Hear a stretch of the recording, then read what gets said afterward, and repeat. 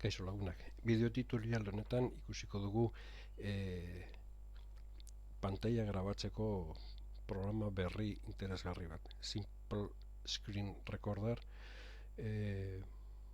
martxan jartzeko aplikazioa bideoa hautatu eta irekitzen da bere pantalla, da presentazioko pantalla, bere web horriarekin. Hemen ez dugu zer egin behar, kontinu eman, eta hemen agertzen zaizkigu aukerak. Posible dugu grabatu pantalla osoa, laukizuzen bat,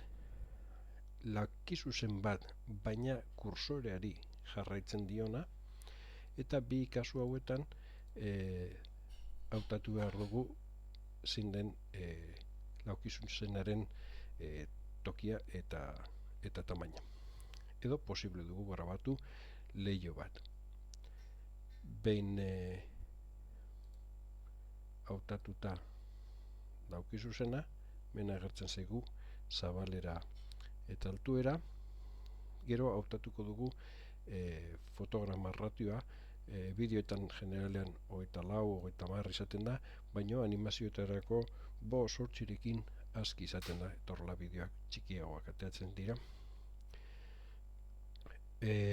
Posible dugu hautatu ia kursorea grabatu ala ez, eta audio bai ala ez, eta nondik hartu audioa. Hori zehaztuta, hurrengo urratsa da zehaztea bideoaren formatoa eta tokia eta izena. Hemen posible dugu hautatu tokia,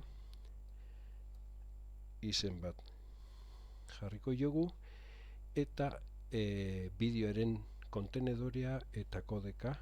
Kontenedoretan eskaintzen digu Matroska, MPLA, WebM eta OGG gehien erabiltzen direnak, baina posible dugu aukeratu beste formato askoren artean. Nik normalean WebM erabiltzen dut. WebM Web8 kodekarekin lan egiten du, eta kalidadea, abiadura eta audioaren kodeka ere zehaz dezakegu. Kontinu eman eta ja prest dago grabatzeko. Grabatzeko egokina izaten da minimizatu leiho hau eta erabili lasterteklak grabazioa hasteko eta bukatzeko. Hemen berak proposatzen duen lastertekla da Ctrl R hasteko eta bukatzeko. Hori da dana.